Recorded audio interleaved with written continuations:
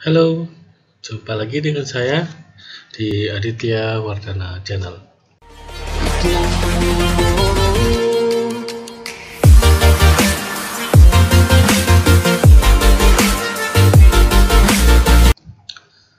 Assalamualaikum warahmatullahi wabarakatuh. Kali ini kita akan membahas tentang Recurrent Neural Network atau RNN. Sebelumnya kita sudah bahas di CNN. Kalau kalian belum tahu tentang CNN, kalian bisa cek di kolom deskripsi atau di pojok kanan atas. Salah satu metode machine learning RNN merupakan pengembangan multi-layer perceptron yang didesain untuk mengolah data dua dimensi.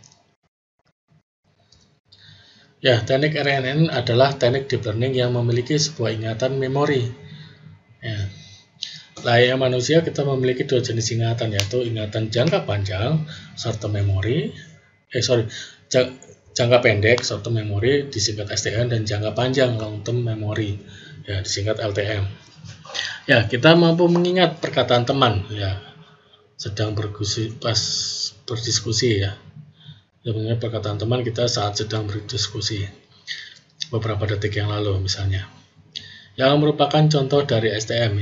Kita juga mampu mengingat kenangan beberapa tahun yang lalu, entah 1 tahun yang lalu, 2 tahun yang lalu, atau 3 tahun yang lalu, atau mungkin 10 tahun yang lalu. Itu merupakan contoh nyata dari LTM. Lalu gimana caranya agar mesin program AI mampu memiliki ingatan seperti manusia? Ternyata jawabannya ada pada desain arsitektur dari RNN, di mana ia memiliki looping atau diagram balik yang berada di hidden layer-nya. Untuk bisa memahaminya, mari kita lihat perbandingan arsitektur antara neural network yang biasa digunakan pada ANN dan CNN dengan arsitektur RNN. Secara umum, arsitektur ANN tampak sebagai berikut.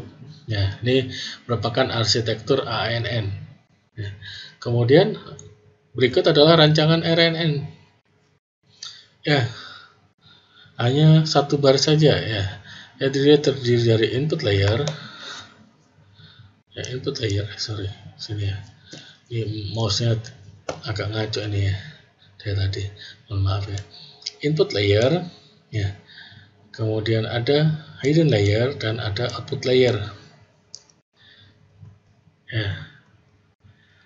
Di sini kita bisa lihat lingkaran warna biru ini.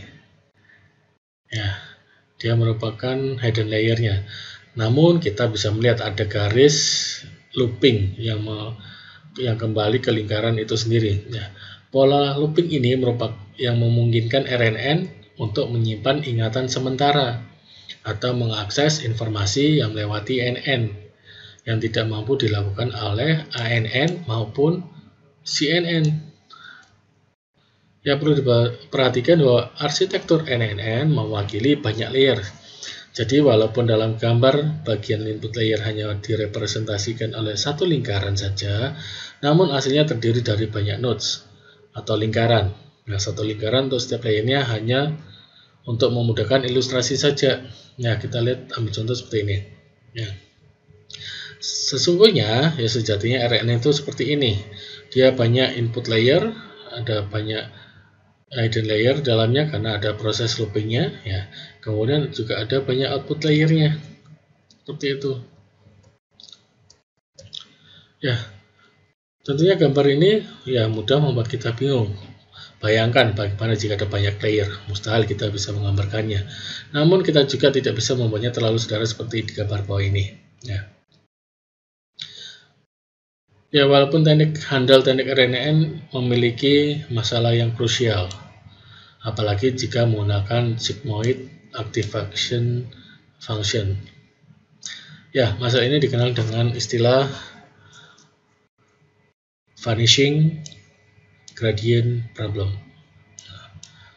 atau biasanya bahasa Indonesianya permasalahan luruhnya atau hilangnya efektivitas gradient.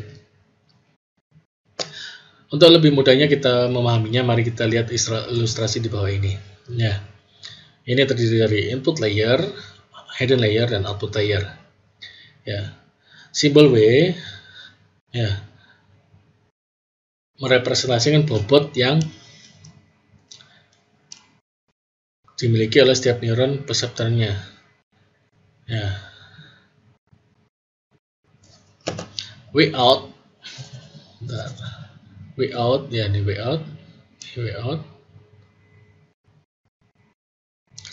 Artinya bobot yang dimiliki oleh output layer, sementara W in adalah bobot yang dimiliki oleh input layer. Ya, tentunya W out 1 dengan nilainya berbeda angkanya. Kita tuliskan sama hanya untuk memudahkan saja. Gitu pula dengan W in 1 ya, W in 1, W in 2, W in 3 dan seterusnya, itu sesungguhnya nilainya berbeda-beda. Ya.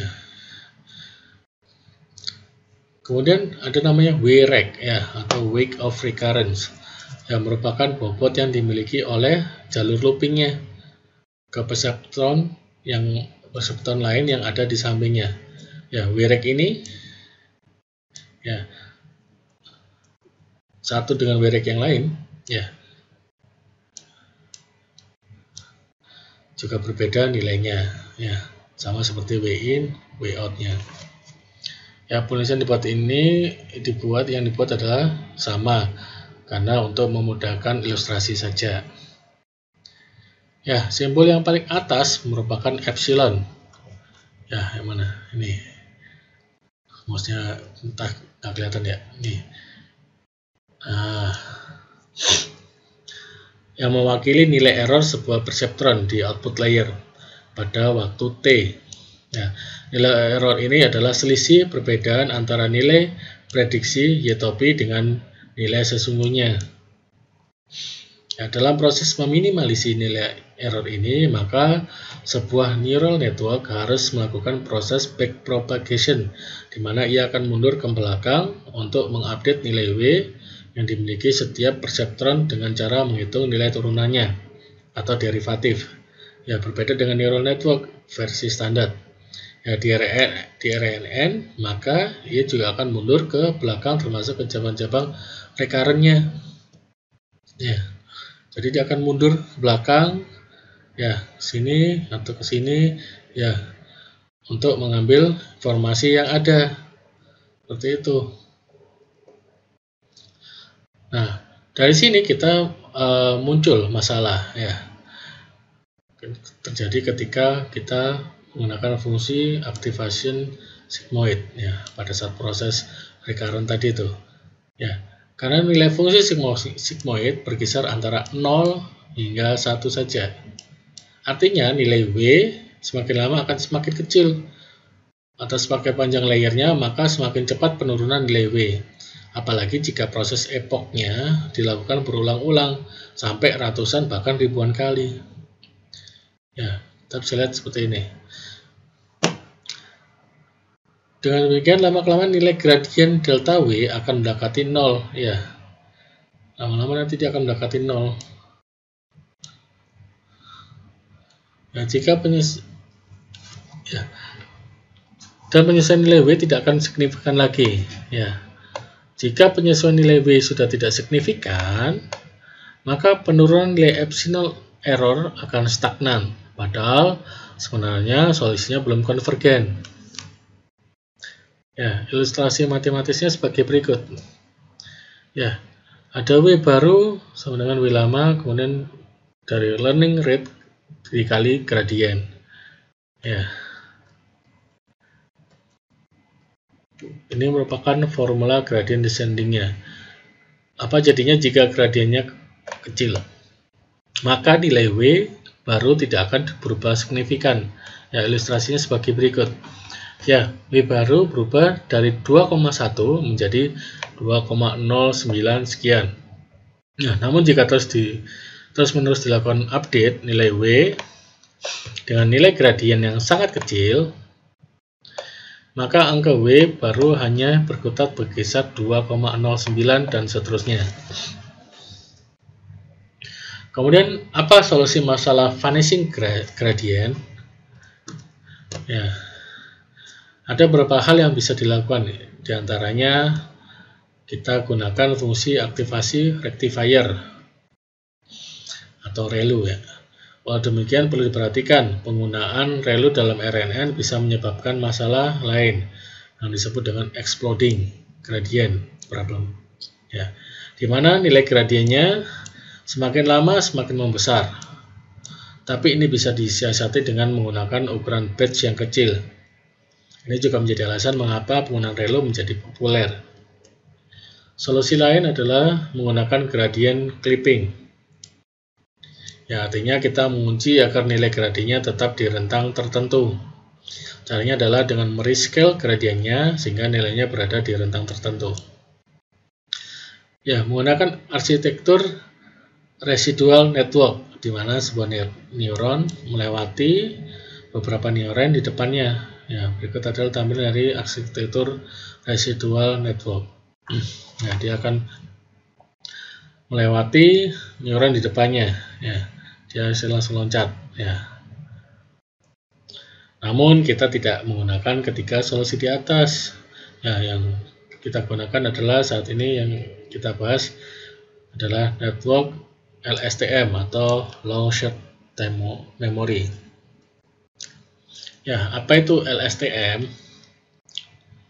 Ya, LSTM merupakan desain tambahan pada RNN yang membuat RNN istimewa. Ya, tanpanya RNN akan selalu memiliki masalah vanishing gradient. Ya, dengan adanya penamaan LSTM, maka RNN terbukti dapat diaplikasikan ke dalam berbagai aspek, ya, antaranya speech recognition, ya, untuk mengenali suara manusia, image captioning atau menamai gambar dan memberinya judul,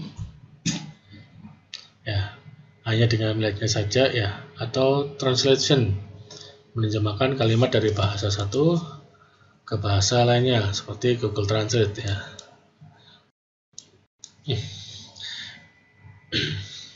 Ya, mohon maaf ya, ini mouse-nya agak error, jadi mau memberikan garis merahnya di mana nggak kelihatan, tiba-tiba sudah tempat lain mouse-nya. Ya, seperti ini tadi. Ya, LSTM pertama kali diperkenalkan oleh Hochreiter dan Schmidt-Huber, ya, di papernya.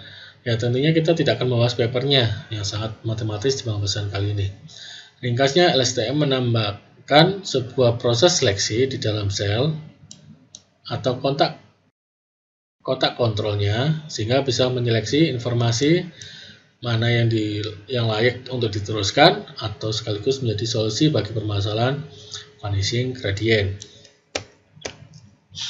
Jika sebelumnya kita sudah mengetahui desain RNN seperti ini, ya, maka jika kita jabarkan apa yang terjadi di dalam perseptron sebuah hidden layer, ya, akan tampak sebagai berikut.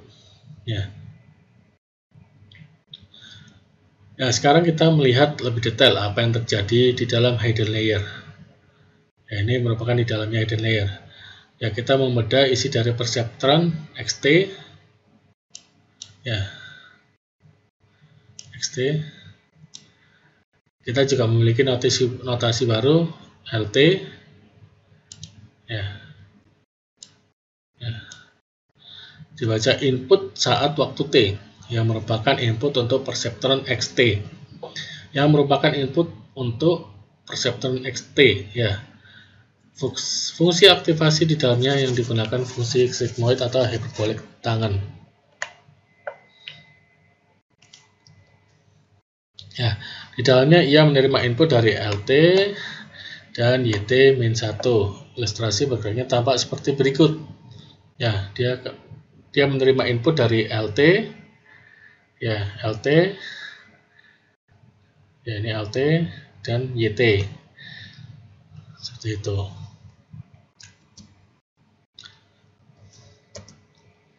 Ya, kita bisa lihat desain sebuah perseptron dari kerangka LSTM, ya, sebagai berikut. Ya, kita melihat ada dua fungsi aktivasi, ya, activation function yang digunakan LSTM. Ya, yang pertama adalah sigmoid yang berwarna merah ini. Kemudian ada fungsi hiperbolik tangan, ya, yang berwarna biru. Ini, yang dimana fungsi ini akan mengalihkan nilai vektor yang melewatinya dengan angka antara 0 sampai 1. Ya. Sementara fungsi aktivasi kedua adalah hiperbolik tangan, di mana ia akan mengalihkan vektor yang melewatinya dengan nilai antara min 1 sampai 1. Jadi kalau fungsi sigmoid, ya dia melewatinya dengan antara 0 dan 1 saja. Sedangkan hiperbolik tangan dia melewati dengan nilai antara min 1 ya sampai 1. Berbeda dengan RNN yang memiliki dua input, LT dan XT1. Ya, LSTM memiliki tiga input, yaitu LT, XT1 dan CT1. Di mana CT1 adalah cell state, ya, dari perseptron di waktu sebelumnya. Apa itu cell state? Ya, seperti jalur tol. Ya, diilustrasikan oleh garis lurus ini. Ya, garis lurus ini. Ya, mohon maaf ya, garis saya tidak bisa lurus karena mouse-nya ini luar biasa nih, error nih mouse saya. Ya.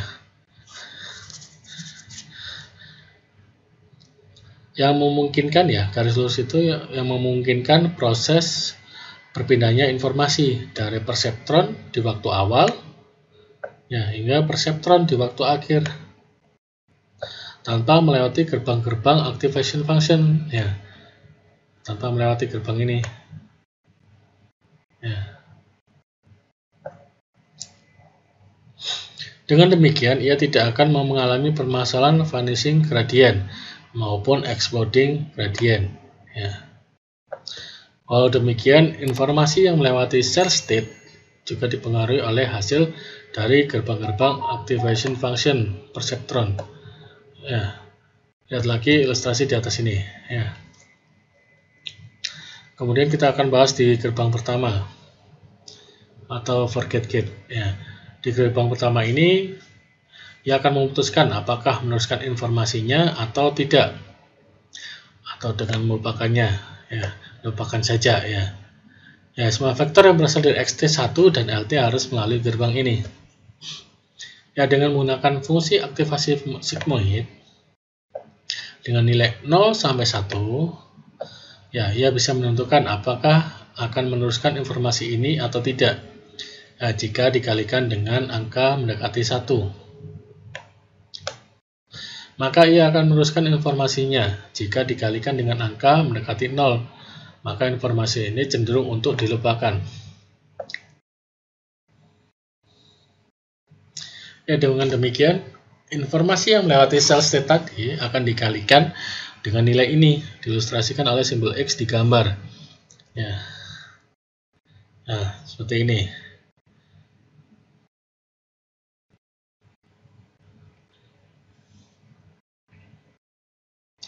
Ya, jadi yang melewati cell state, ya, dia akan dikalikan dengan nilai ini atau nilai X, ya. Nilai X yang ada di dalamnya sini. Ya.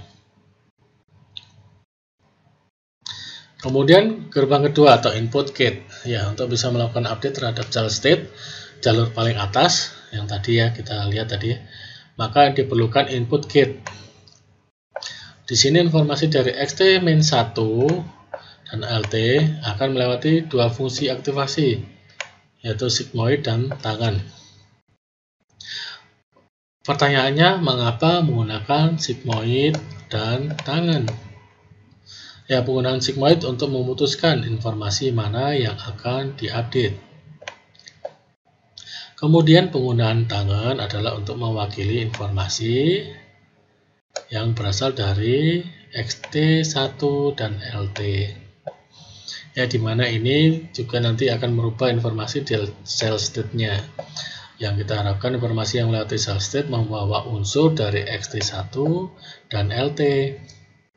Ya, selanjutnya hasil dari dua fungsi aktivasi ini akan sering dikalikan. Ya, setelah itu hasil perkaliannya akan dijadikan dasar untuk merubah nilai informasi yang melewati cell state-nya. Ya, Proses perubahan nilai cell state dilakukan dengan cara menjumlahkannya dengan informasi yang melewati cell state, yang diilustrasikan oleh simbol di gambar, ya, untuk memudahkannya. Ya, sini ada terjadi perubahan, ya, pada saat dia melewati cell state-nya. Ya, dia akan masuk ke fungsi sigmoid dan fungsi tangan.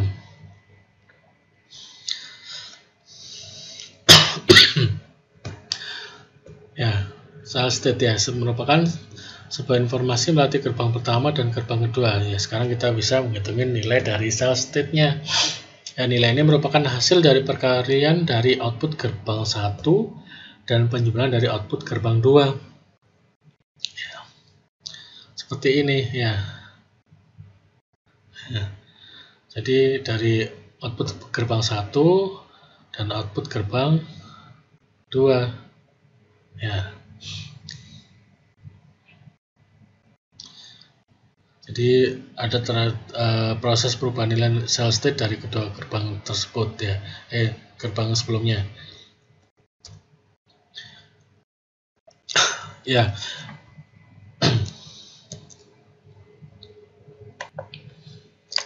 Ya, gerbang ini untuk menentukan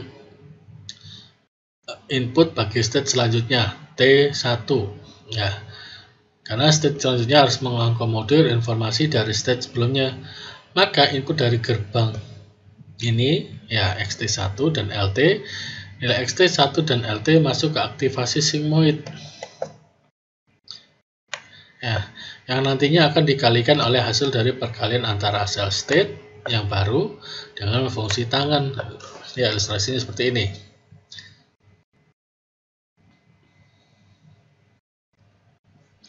Ya, jadi nanti dari cell state sini yang baru dia akan menjadi fungsi tangan, ya, dikalikan dengan fungsi tangan.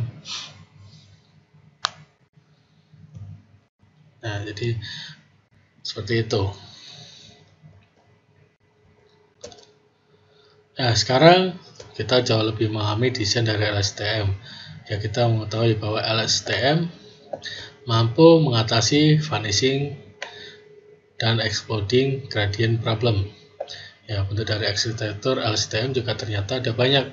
Salah satu yang populer adalah GRU, Gate Recurrent Unit.